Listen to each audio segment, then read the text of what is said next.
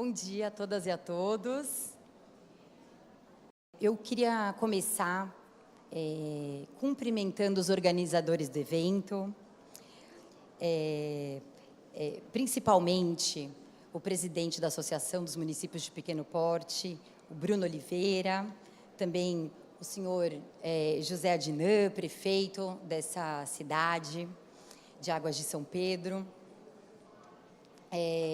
Também quero cumprimentar as pessoas aqui que estão me acompanhando aqui, o doutor Marcelo Palaveri, um excelente advogado, que hoje eu tive a honra de conhecer um pouco mais de perto, né? Apesar de atuarmos em lados opostos, no tribunal, acho que sempre norteados com a mesma boa vontade de fazer o melhor e sempre com muito respeito, né, doutor Marcelo? Então, para mim também é uma honra estar aqui nesse painel aqui perto do senhor. E também cumprimentar a Tatiana, a Fernanda Letícia, que também, a secretária de Corumbataí, que por coincidência hoje aqui, me preparando para essa apresentação, eu fui buscar alguns exemplos, encontrei um lindo exemplo no grande município de Corumbataí, com 4.000 habitantes, e também foi uma grande coincidência, justo, uma das primeiras pessoas que encontrei aqui foi a doutora Fernanda, aqui, acho que mais para frente vou trazer um exemplo aqui dessa cidade para inspirar os pequenos municípios. Bom, nessas situações eu costumo fazer uma pequena apresentação, porque quando se fala em controle externo em Tribunal de Contas, normalmente as pessoas se assustam um pouco, não é um tema tão assim simpático, vamos dizer. Mas é inegável a importância, né, do controle externo para a administração pública, para as prefeituras, a questão de prestação de contas, e é um trabalho, né, uma função que vem da Constituição Federal, então todas as atribuições estão ali previstas, um trabalho da máxima importância, isso não é necessário falar. Mas, apesar disso, e até de um certo temor que falar em controle externo em tribunal causa, eu sinto e percebo nas conversas que o tribunal ainda é um grande desconhecido. E eu aqui, representando o Ministério Público, que atua junto ao Tribunal de Contas, eu acho que é mais desconhecido ainda, né? O tribunal está prestes a completar 100 anos e o Ministério Público de Contas completou recentemente 10 anos. Então, nessa história de controle externo aqui no estado de São Paulo, ainda é uma história curta, né? Mas nós já temos resultados que transcendem e muito importantes nesse período.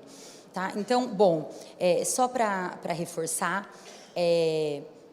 nós do Ministério Público de Contas, nós somos 9 procuradores, atuamos em todos os processos perante o Tribunal de Contas, então, todo o processo que tramita perante o Tribunal de Contas tem manifestação do Ministério Público de Contas e nós somos apartidários, ingressamos na carreira por meio de concurso público dos mais disputados e a cada 2 anos fazemos uma eleição própria e por meio dela nós elaboramos uma lista tríplice que mandamos para o governador e ele nomeia o procurador-geral. Eu agora estou nessa função, fui a mais votada pelos meus pares e fui nomeada pelo governador Tarcísio agora para desempenhar essa função e estou aqui no início da minha trajetória.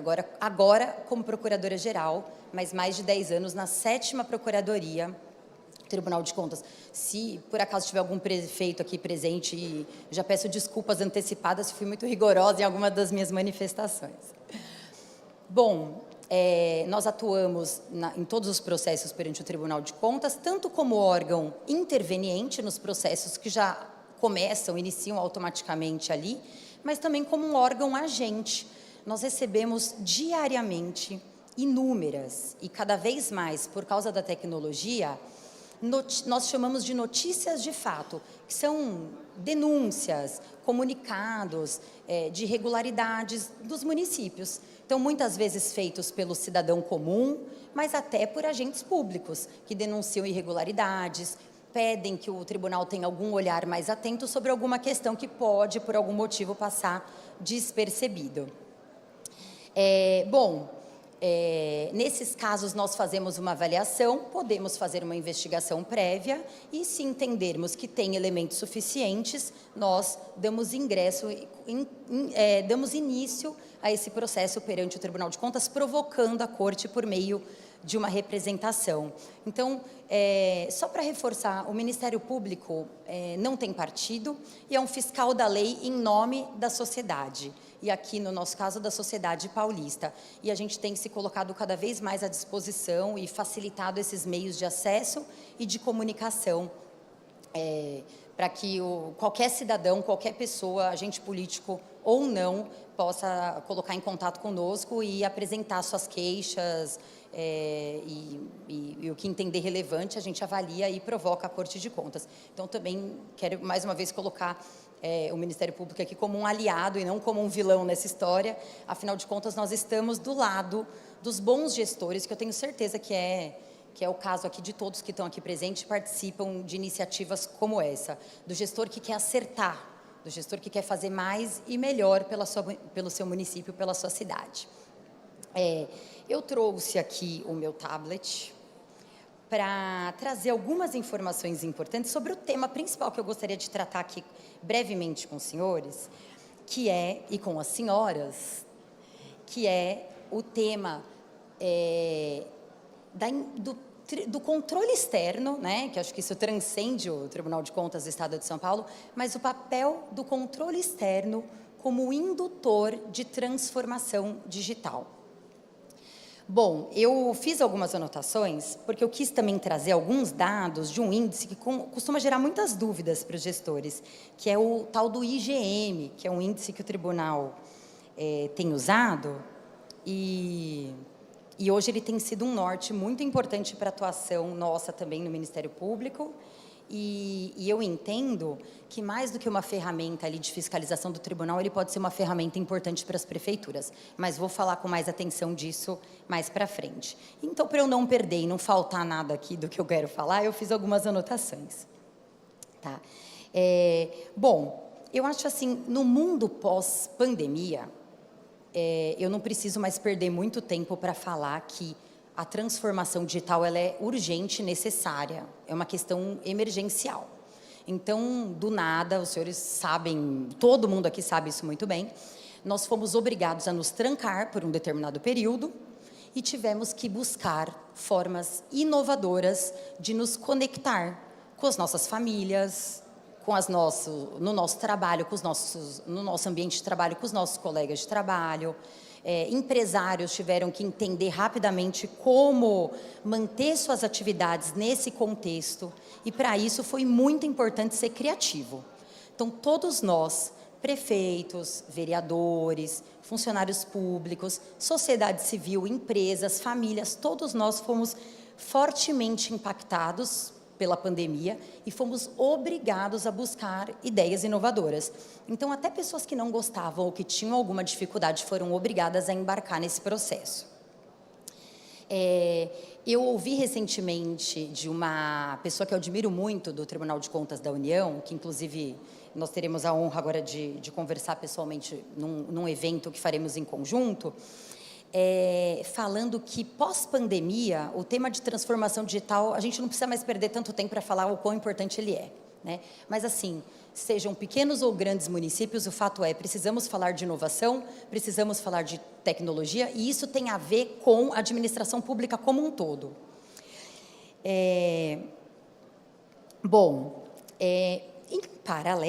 Em paralelo, tá? E nesse momento ainda em que nós vivíamos a pandemia, foi editada a Lei Federal de Governo Digital. Ela também recebeu um nome de Lei da Eficiência. Então, ela tem por objetivo, ela traz os princípios e regras para o aumento da eficiência da administração pública. E ela mostra o quê? Bom, primeiro, vamos só voltando um pouquinho, até porque eu não quero aqui entrar no juridiquês em definições jurídicas, não é esse o propósito. Mas a Constituição Federal, dentre outras obrigações, ela fala do princípio da eficiência. E ela traz como uma obrigação para toda a administração pública que nós atuemos de forma eficiente. Inclusive nós, do Ministério Público, nós devemos buscar os melhores resultados possíveis com o mínimo de recursos possível. Então, olha só que temática importante para um município de pequeno porte, né? O planejamento de modo a fazer o melhor possível com o mínimo de recursos possível. Acabei de ver aqui a nossa querida Silvia. Bom, então, assim, a temática da eficiência não é um conceito estático. Porque, assim, nós sabemos, de uma forma bem simples, então, que eu preciso buscar o melhor resultado com o mínimo de recurso. Como fazer isso? Não tem um conceito estático. Tá? Então, assim, o momento, as realidades que forem se apresentando, elas vão construindo esse conceito. Mas vem a lei de governo digital e ela mostra o quê? Que hoje eu não consigo falar em eficiência sem falar em inovação e transformação digital. A lei do governo digital, logo no primeiro artigo, quando ela fala, hoje, o aumento da eficiência, que é assunto aqui de interesse de todos nós, ela ocorrerá por meio da desburocratização. Ontem, eu sei que esteve aqui o nosso secretário de Desenvolvimento Econômico, que lançou agora um programa interessantíssimo, onde a desburocratização é parte fundamental, tanto na agenda de desenvolvimento econômico, como a nossa aqui do setor público. Então, o primeiro parâmetro para o aumento da eficiência, desburocratização. Segunda expressão que a própria lei usa, a inovação.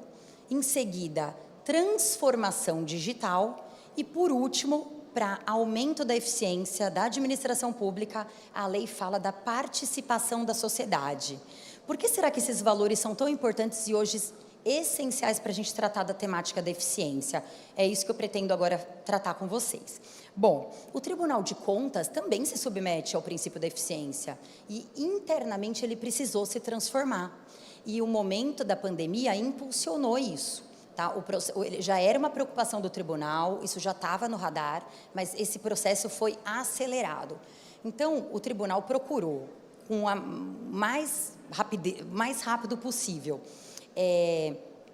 tratar, para buscar mais celeridade nos seus processos, para digitalizar os processos. Hoje, quase todos os processos que tramitam perante as Cortes de Contas são processos digitais.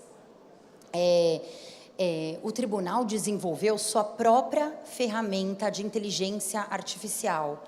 Eu confesso que a minha capacidade intelectual não me permite chegar ao limite da onde o Ania, que é essa nossa ferramenta, pode nos levar. Nós temos hoje aqui, falamos do ChatGPT e de outras ferramentas, mas o tribunal desenvolveu sua própria ferramenta, que é o Ania, que é uma ferramenta agora que pode ser usada para o controle externo, para o aprimoramento da nossa atuação no âmbito do tribunal.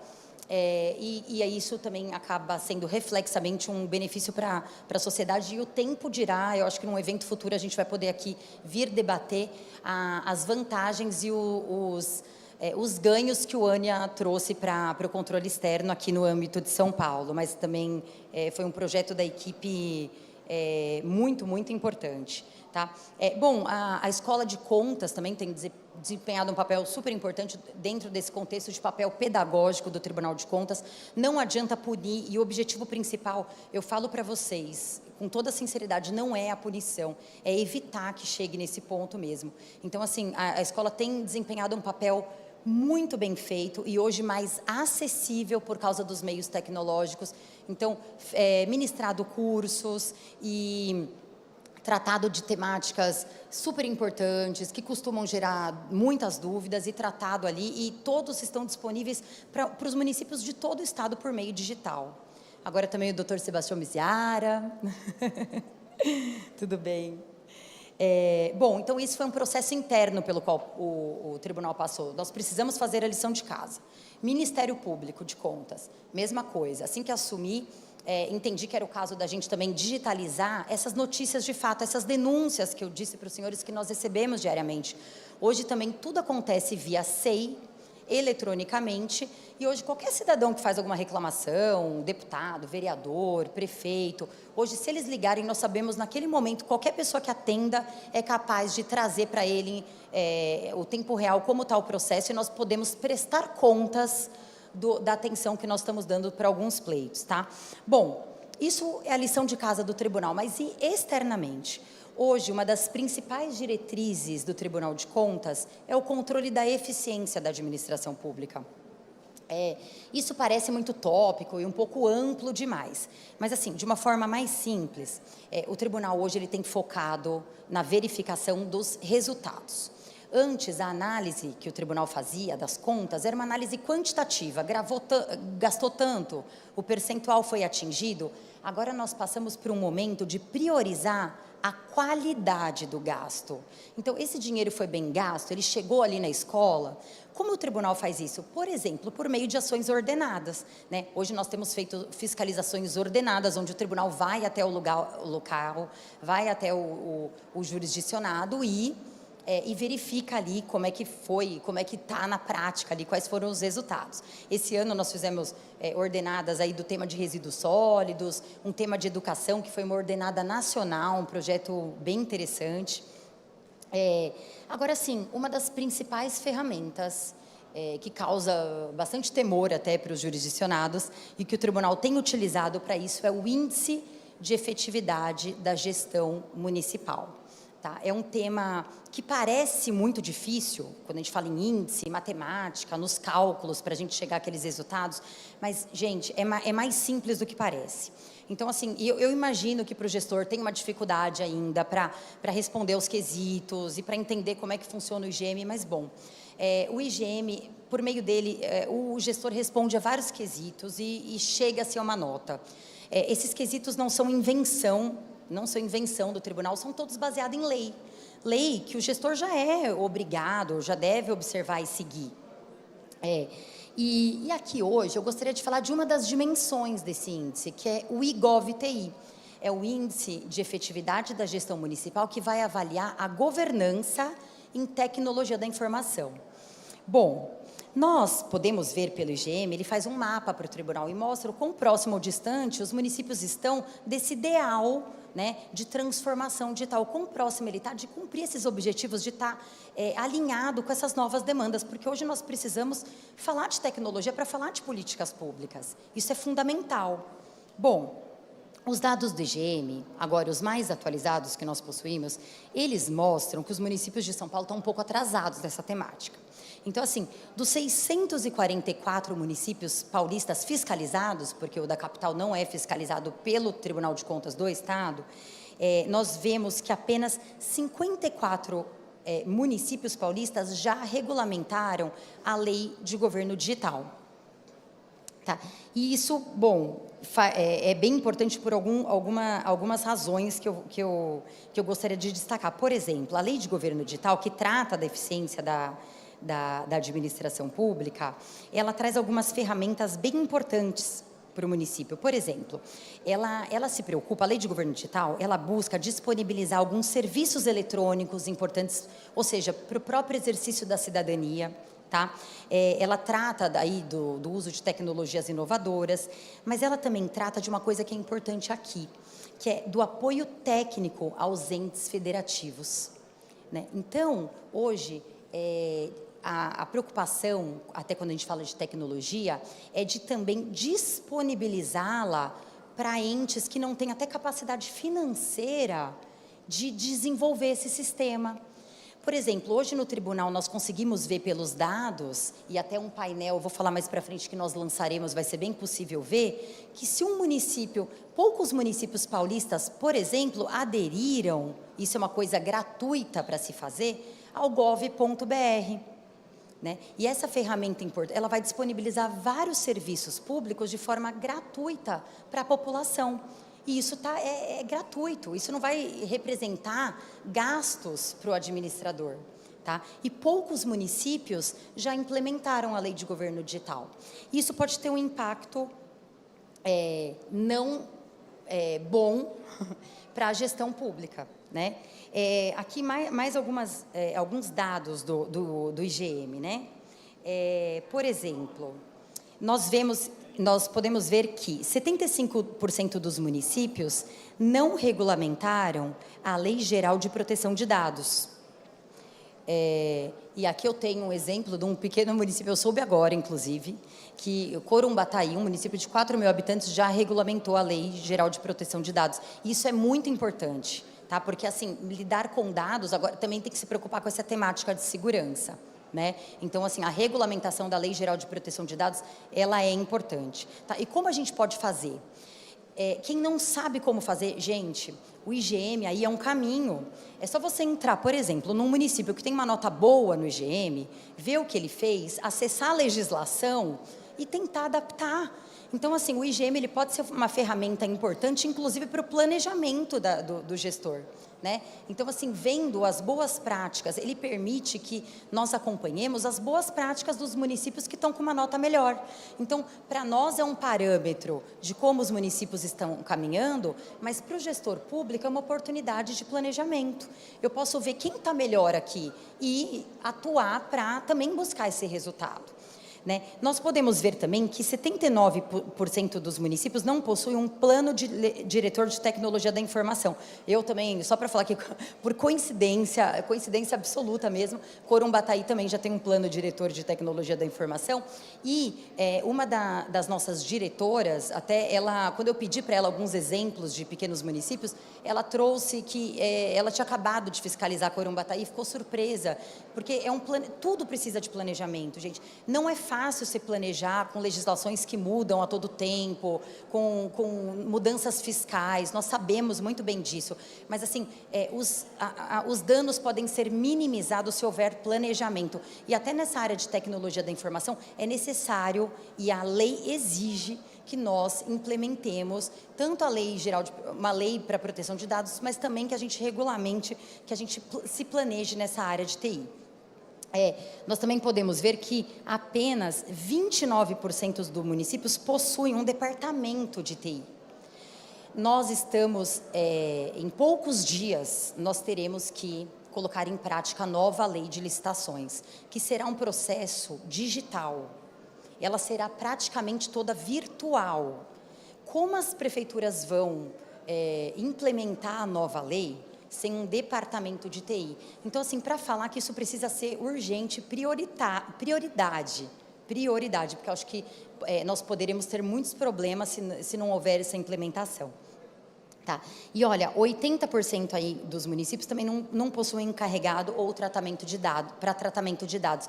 Assim, os dados hoje, eles são dinheiro, valem muito, né? Nós temos aí dados à nossa disposição o tempo todo, muitos, e nós precisamos de gente que saiba manejá-los, cruzar, cuidar desses dados e protegê-los.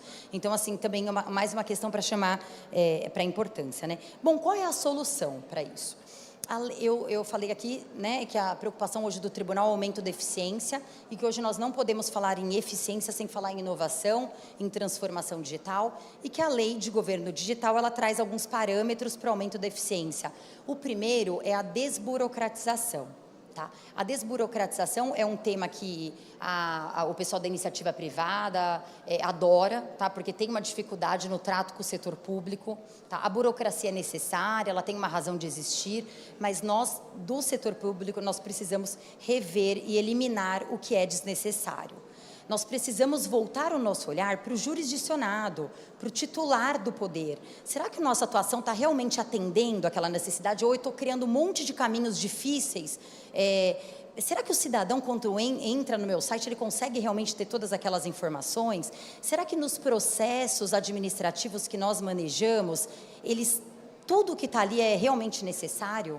É fundamental? Será que nós podemos encurtar alguns caminhos? Será que as certidões, no mesmo âmbito de governo, que já foram apresentadas numa esfera, elas precisam ser reapresentadas em outro setor, com aqueles manuais gigantes que a classe empresária e até nós do setor público temos dificuldade de saber qual norma ali nós precisamos obedecer?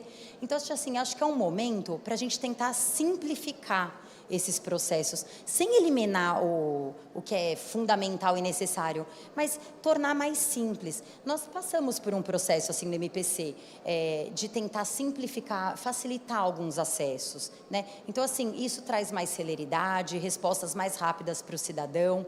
Então, eu acho que esse tema da desburocratização é um tema complexo, é um tema que precisa ser analisado com cuidado, não é aqui minha pretensão esgotá-lo, mas de uma forma muito simples, estreitar essa relação e facilitar o acesso para o cidadão e voltar o nosso olhar para o cidadão, que é o titular do poder, tá?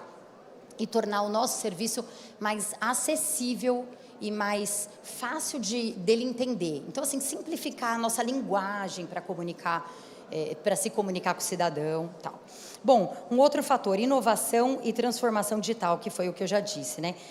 Gente, inovar não é tão complexo como parece. Na verdade, o conceito de inovação e de gestão, hoje, eles são conceitos que estão conectados.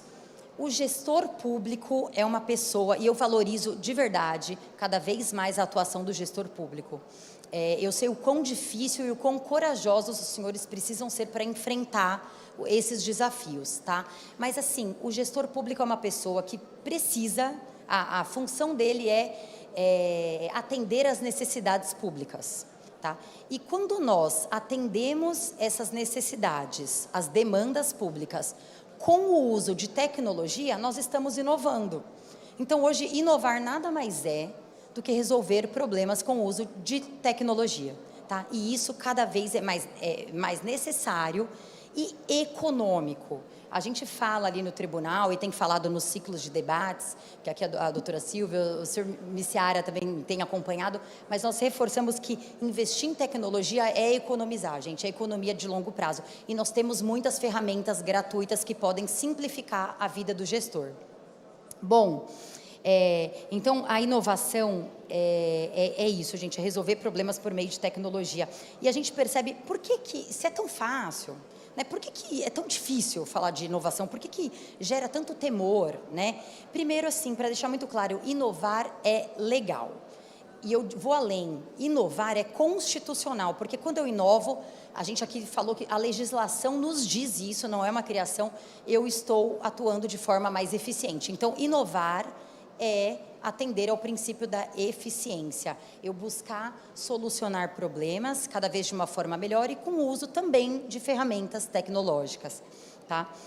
E o medo pode ser por falta de conhecimento, por isso que nós precisamos de um ambiente, debater de forma mais ampla esse tema, buscar soluções de forma conjunta.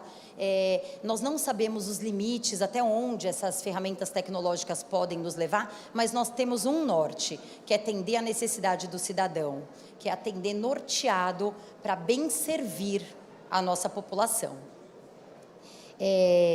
Bom, superados os desafios aqui da inovação, né, meu papel aqui seria só mesmo incentivá-los a, pelo menos, pensar no tema. Um último parâmetro aqui que a Lei de Governo Digital traz para o aumento da eficiência é a participação da sociedade. Bom, para a gente falar de inovação, tecnologia, transformação e como isso pode impactar a administração pública como um todo, a gente precisa de uma mudança de cultura. Então, nós vimos, até principalmente no tema da desburocratização, que eu tive a oportunidade de me aprofundar um pouco mais, nós vimos que iniciativas maravilhosas, leis muito bem construídas, elaboradas pelos melhores juristas, não caminharam. Projetos não saíram, não tiveram o impacto que se imaginou. E a resposta que esse estudo mostra é que isso não ocorreu porque isso demanda uma mudança de cultura. E para mudar essa cultura, todos os atores envolvidos no processo, público, privado, sociedade civil, precisam debater o tema. Tá? Então, assim, a participação da sociedade é primordial nesse processo. E aqui eu queria também trazer mais um exemplo de um pequeno município, Santa Rita do Passa Quatro, tá? Que estudando essa temática da Lei de Governo Digital, foi um dos municípios que já implementou a Lei do Governo Digital. E eles usaram um processo muito interessante, que eu gostaria até de compartilhar. Primeiro que eles fizeram uma consulta pública. Por meio dessa consulta pública, a Fiesp pôde apresentar um estudo e apresentar várias ideias e soluções aí para a implementação da Lei do Governo Digital. Tá? E uma das propostas que a Fiesp fez, baseada até numa experiência da Noruega, foi a criação de um fórum de desburocratização. E só para dizer, esse modelo foi replicado no decreto que o governador Tarcísio, essa semana, lançou no Simplifica. Ele fala da importância e do fomento, do quão interessante seria para os municípios a implementação de um fórum de desburocratização. E lá, qual é a ideia? É que a sociedade civil, a classe empresária, o poder público como um todo, de todas as esferas, possa debater as dificuldades que forem se apresentando. Eu fui perguntar para o pessoal de Santa Rita como é que está na prática isso. Eles estão dizendo que estão tendo muitos frutos, que a própria população está pressionando algumas ações, que eles tiram dúvidas ali no grupo, nos fóruns. Então, assim, em breve também acho que nós teremos ótimos exemplos de boas práticas para trazer aqui, de pequenas iniciativas ali que estão tendo grandes resultados e que agora, olha só, é o pequeno influenciando também o grande, né? Então, hoje também é uma prática agora difundida até no estado de São Paulo, nos decretos do Simplifica que foram lançados essa semana. Bom, então assim, nós tivemos agora, o Bill Gates disse que nós estamos numa nova era, a era da inteligência artificial. Se nós estamos numa nova era, ou nós faremos um esforço para nos adaptar, ou nós nos tornaremos obsoletos. Até alguns correm o risco de ser extintos. Então, nós precisamos nos adaptar a essas novas demandas, atender essas novas necessidades com a maior urgência possível. Tá? Esse processo de transformação digital, ele é necessário, urgente, e ele não pode ser freado. Ele já teve início.